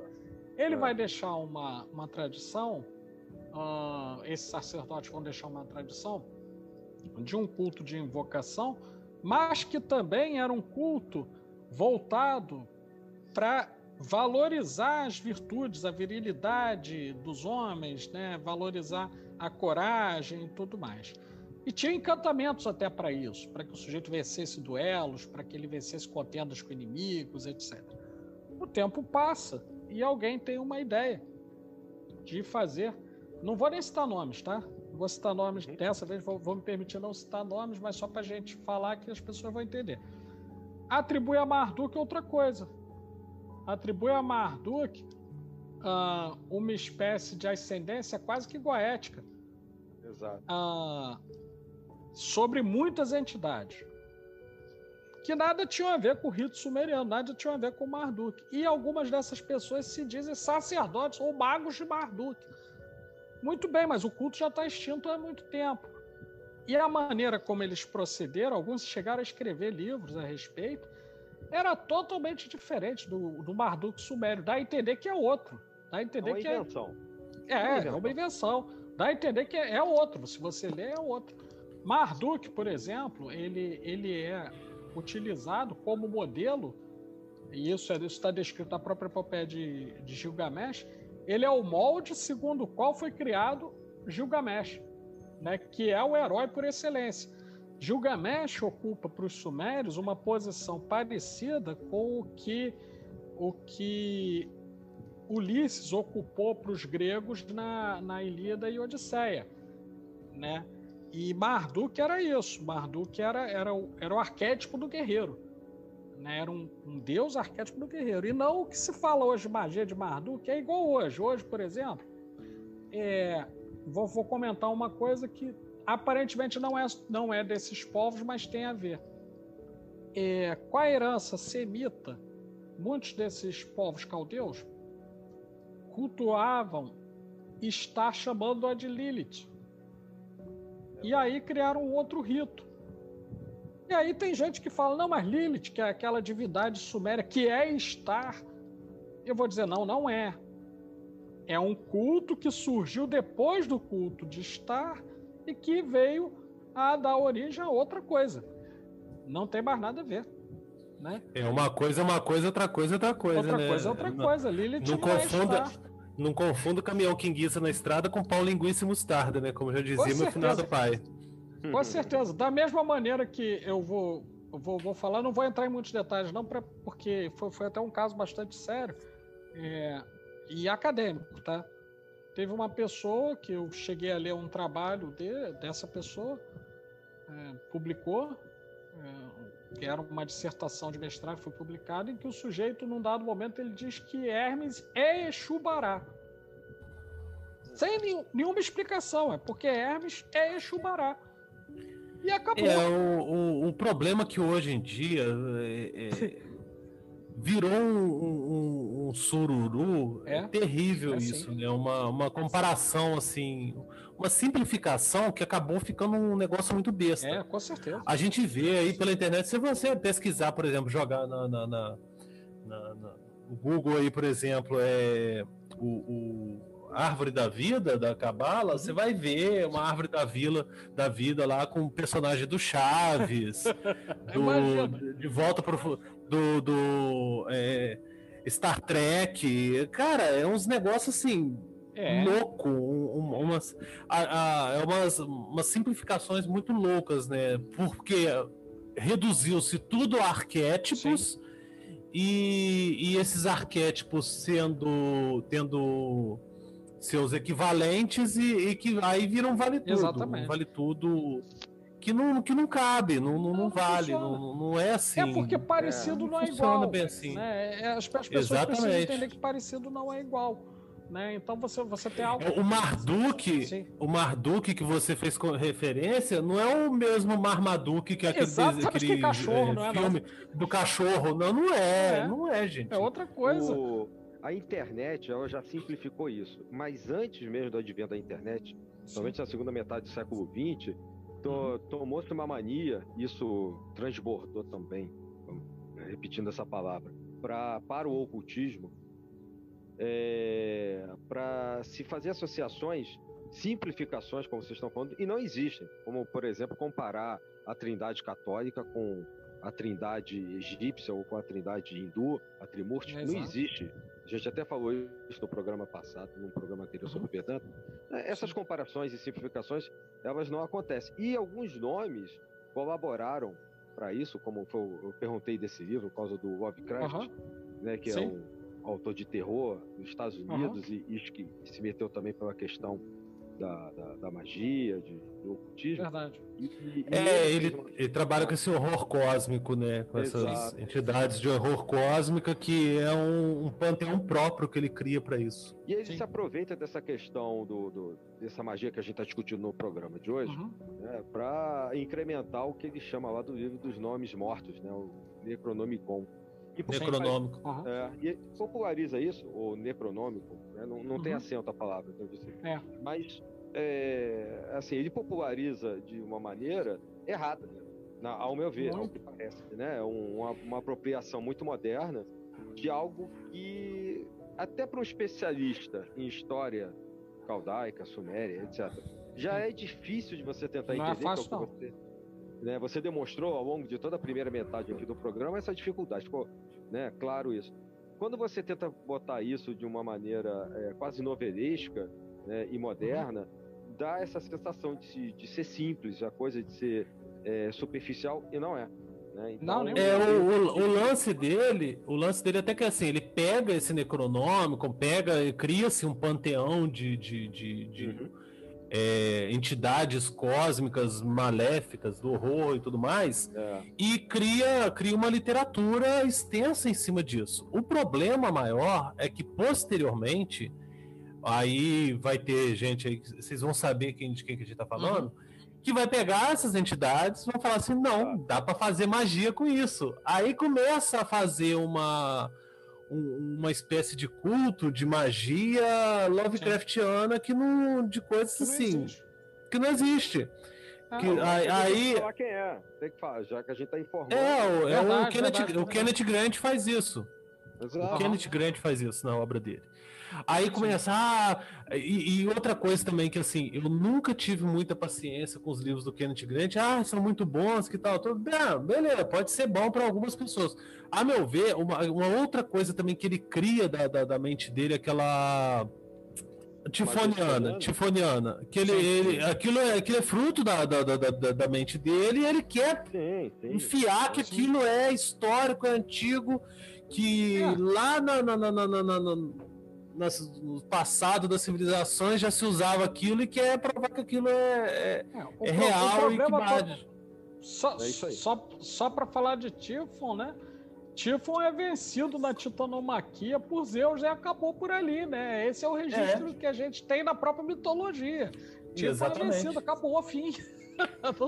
E aí, se você for estudar o Jung, né, com toda a questão de arquétipos, sabedoria dele, e até mesmo o outro, você vai ver que ao tentar trabalhar com energias, entidades ou arquétipos, não importa se é uma questão psicológica da mente ou esteja exterior a você, mas que já esteja teoricamente morto, né, é que você não sabe mexer com aquilo. Você não é mais daquela civilização, você não está mais entre os sumérios, entre os egípcios, né, entre os babilônios. E aí você acha que domina alguma coisa e não domina. Você não sabe nem o que está chamando.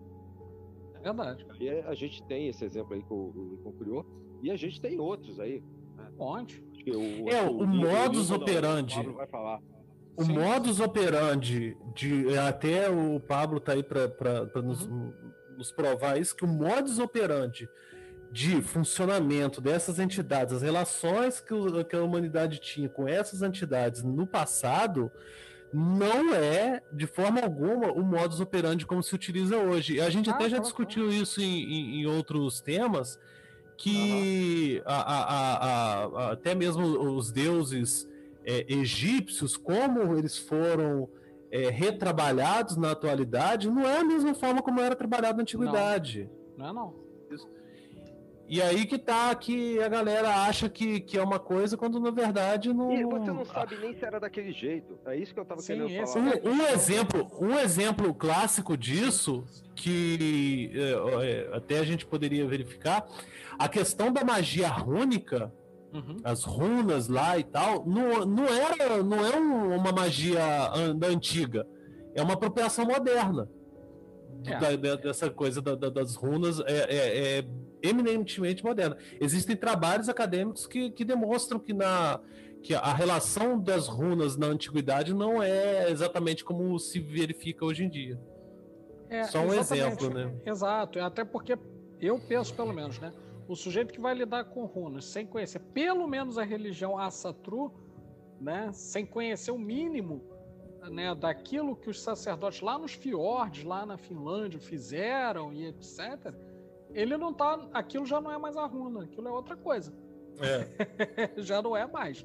Né? Já está fora do seu contexto. Da mesma maneira, por exemplo, que eu posso ter na minha casa um arco e flecha de um índio e eu olho aquilo é um objeto de decoração, tá legal, mas se eu precisar usar aquilo para poder matar um bicho, por exemplo, eu não sou um índio, eu não vou saber fazer aquilo. Exatamente.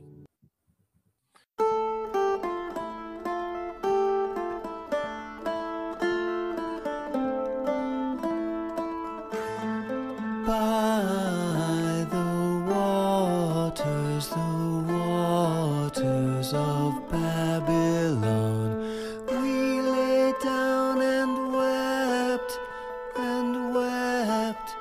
for thee, Zion. We remember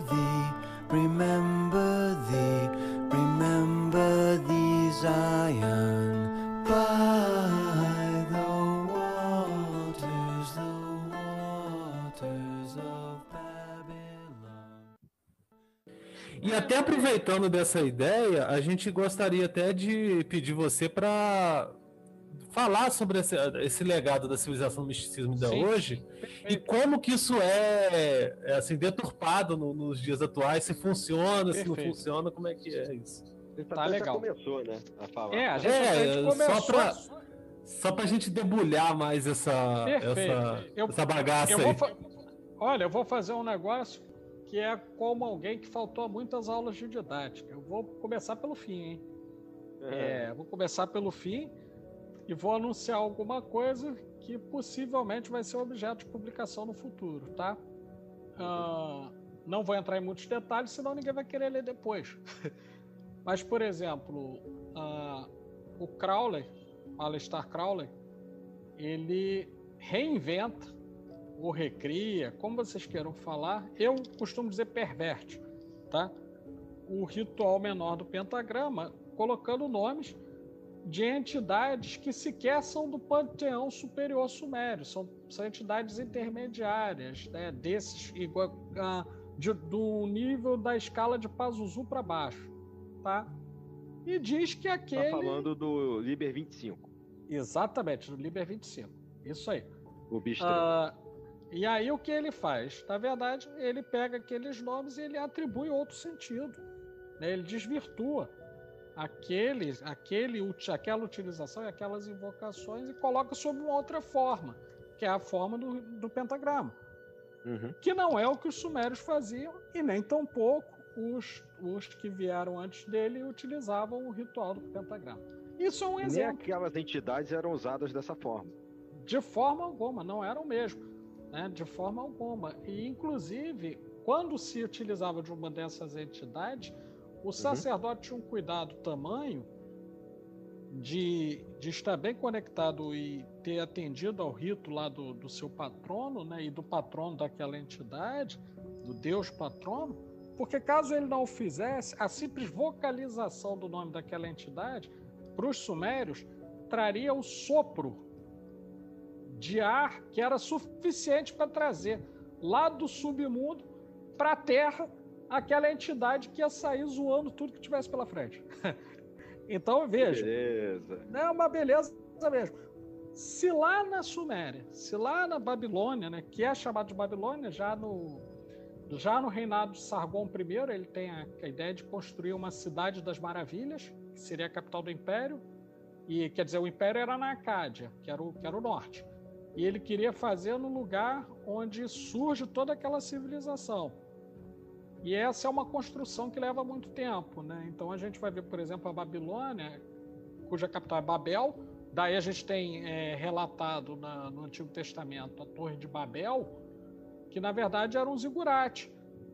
que foi construído sob o reinado de Sargon II. Era o Sargon, filho de Sargon, que, aliás, era conhecido como rei feiticeiro, o grande rei feiticeiro, porque ele não só ele ascende não de uma linhagem real, mas sim de uma linhagem de magos, de sacerdotes, e ele era um grande mago, Sargon I. E o filho dele continua, né? E constrói a Babilônia, que era considerada a cidade das maravilhas dos sumérios. E por que eu estou falando de Babilônia? Porque nessa cidade de Babilônia, de Babel, né, que a gente vai chamar de Babilônia, não faz diferença, para nós, ao menos, a gente está falando da mesma coisa. Nessa cidade iam se localizar todos os principais templos das divindades reconhecidas naquele império. De maneira que ele concentra, então, numa pequena extensão geográfica, um enorme poder político e, ao mesmo tempo, um enorme poder místico. Porque os magos principais estavam todos ali, reunidos. E é justamente devido a esse ato que a gente ainda hoje tem notícia, até mesmo de coisas anteriores, de tradições anteriores que ficaram preservadas naquela região.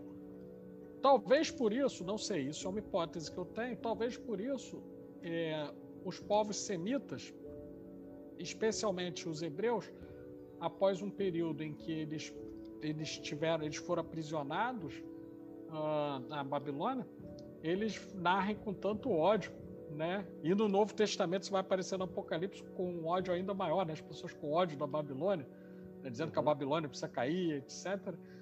Porque ali era um local que realmente foi o ápice do império, desse império e dessa magia. E qual o legado que a gente vai ter? Vários.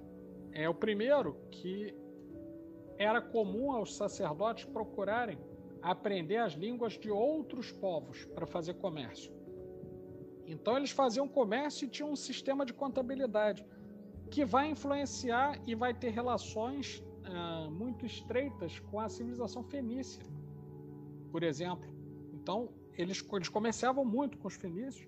Mais adiante, né? já no período final, mais ou menos 1800 a.C., por aí. E uma outra coisa que é muito interessante, que além do que eu já falei, né? A astrologia desenvolvida por esse sacerdote era utilizada não só para orientar a agricultura, navegações, porque eles navegavam nos rios, né? Ainda que eles não fossem para o mar, eles navegavam nos rios. Orientar caravanas e etc., eles eram os primeiros praticantes do que a gente chamou hoje de magia planetária, porque eles entendiam que no céu Tienlil você poderia entender o destino das pessoas, você poderia entender o destino das comunidades, etc. Então, e também não só entender, como buscar uma influência mais favorável para aqueles objetivos. Então, eles praticavam, por intermédio das entidades que conjuravam, um tipo de magia planetária que era ao mesmo tempo uma magia de conjuração.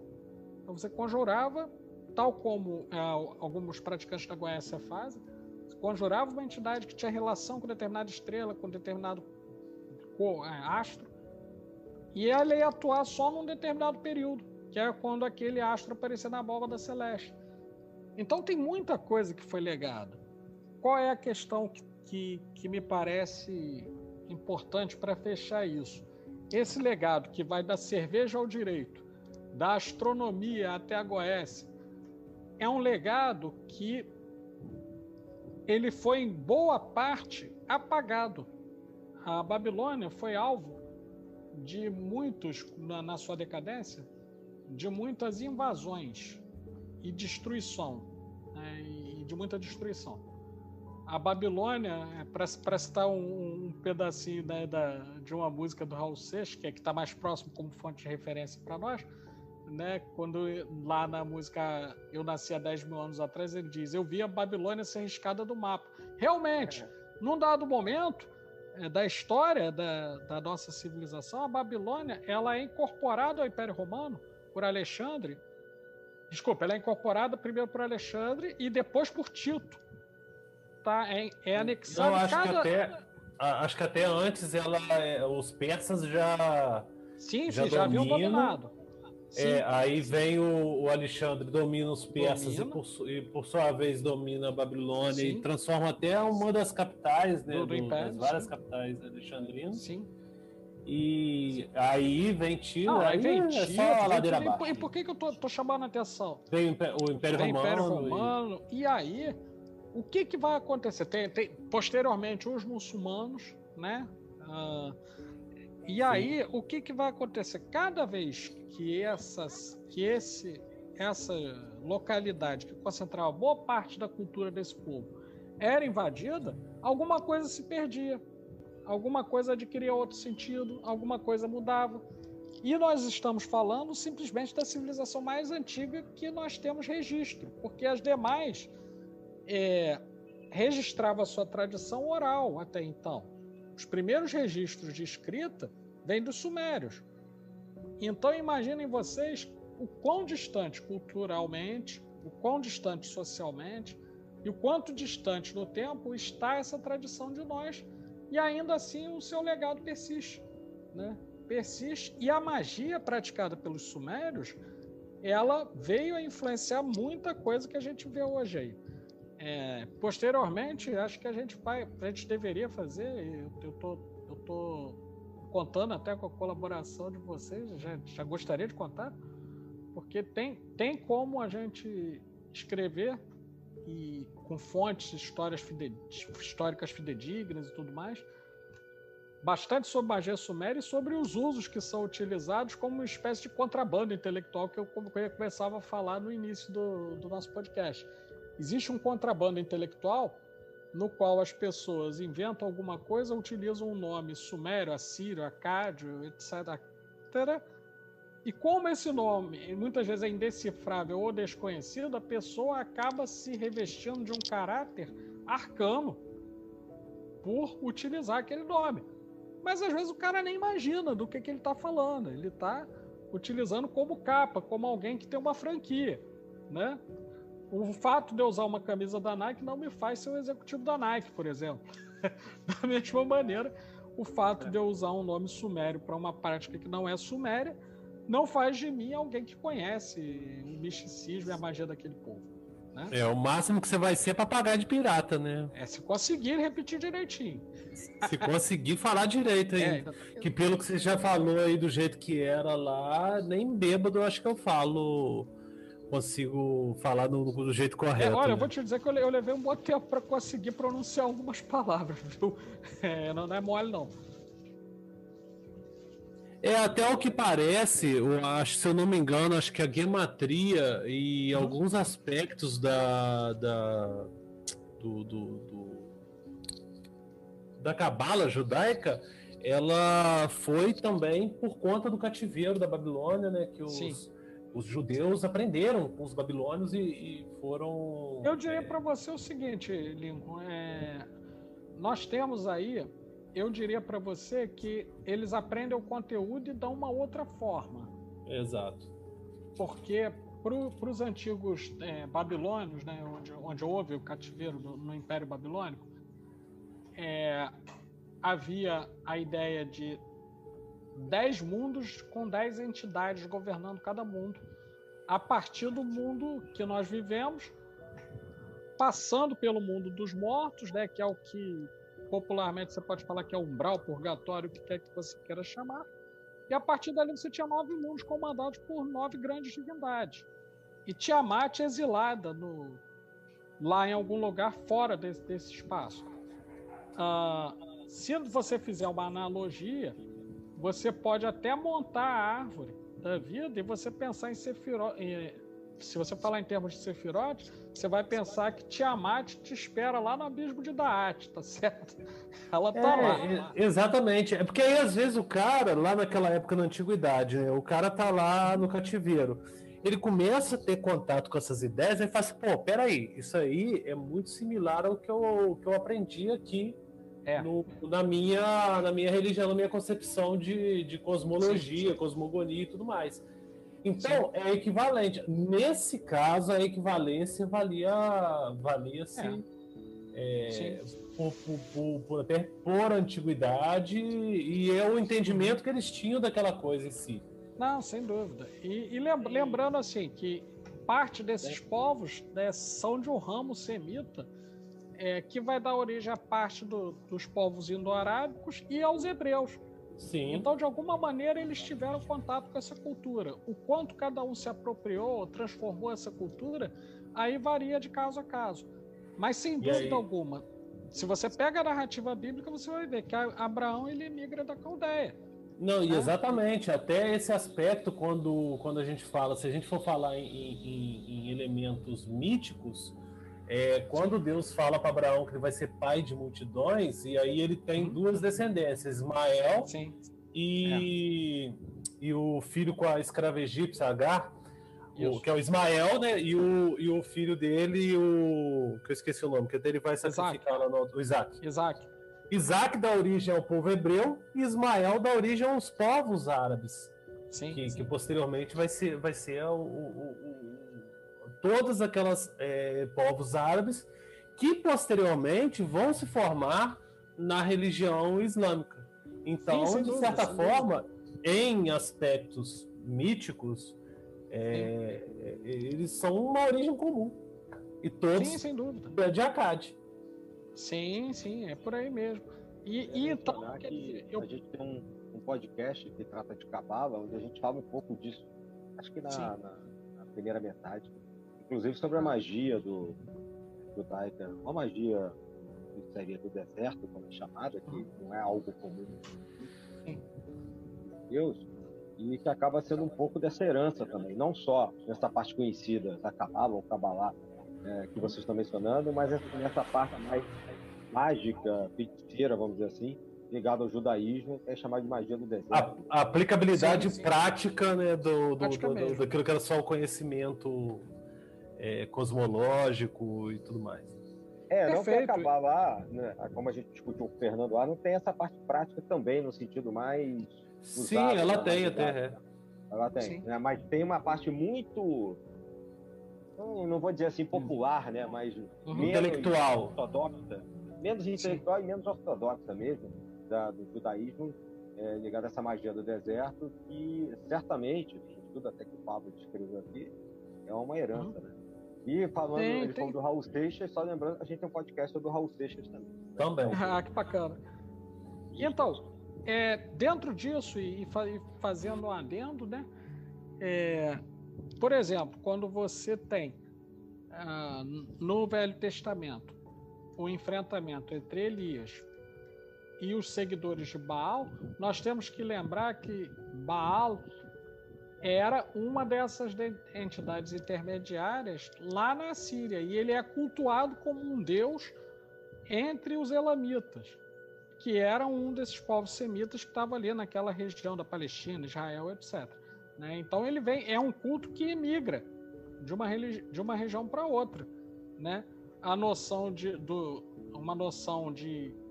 um equivalente de inferno que é apresentado no Velho Testamento, por exemplo, que é Dina, nada mais era do que um dos mundos controlados por essas entidades conhecidas como Baal, porque era um plural, na verdade, né? Eram entidades que eram todas chamadas de Baal, né? Mas que vem lá no Rio do Sumério, né? Como sendo ligadas ou a Nergal ou a Ereshkigal, sua esposa. Existe até um estudo recente arqueológico que demonstra que a ideia de monoteísmo do judaísmo, né, na verdade, foi uma junção de vários deuses que haviam na antiguidade, que acabou se tornando um só. E surge a partir do monoteísmo aí. A gente já vai para 1h30, mais ou menos, de gravação aí. Para vocês verem como é que é interessante, né, o negócio. E o assunto não se esgota. Isso aí é a gente dando, né, aquela injeçãozinha de curiosidade nos nossos ouvintes. Lembrando que a gente está para lançar o livro dos Oráculos Caldeus, com alguns extras no livro. E também a gente futuramente tem previsões aí de lançar outros livros relacionados. Além disso, a gente já deixa aqui o convite, né, para o Pablo voltar mais vezes, fazer mais gravações, e a gente vai pensando aí A gente vai pensando em novos temas para poder a gente enriquecer esse papo. Perfeito. E aproveitar para também, né, levar os nossos leitores, lembrando que tem o livro de Gilgamesh já lançado. Eu não sei se esse outro que você citou, o Enil... O Enuma Elish tem algumas versões boas em francês e em inglês, que são traduções que não traem muito o sentido original. Posteriormente, se vocês quiserem, eu posso tentar divulgar isso em forma de link, mas o que a gente consegue mesmo é em museu, tá? Em museu, você até em coleções online dos museus, especialmente o Museu de Londres, para quem lê inglês, você tem boas coisas. Tem até um dicionário que ensina a escrita suméria, para vocês terem uma ideia. Então ensina palavras, ensina o alfabeto e etc.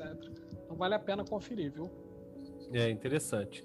Então fica assim, a gente aproveita aqui para deixar nosso convite, né, aos nossos ouvintes a pesquisar, a ler e depois também adquirir o nosso livro, que vai ser lançado ainda.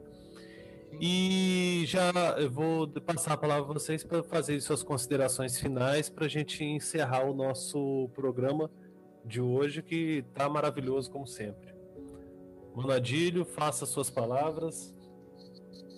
Bom, só agradecer ao nosso querido amigo Pablo pela quantidade de sabedoria, conhecimento que ele deixou aqui para a gente hoje.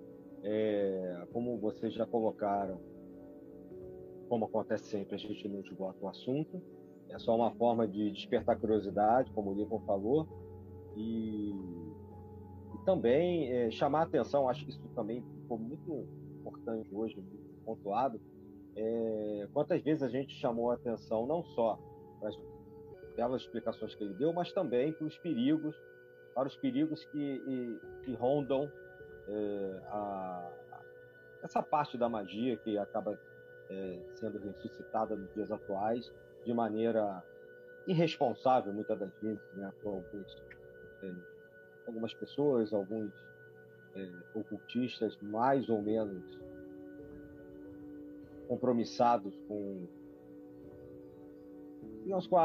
a segurança alheia, né? Porque realmente é um caso de segurança, né?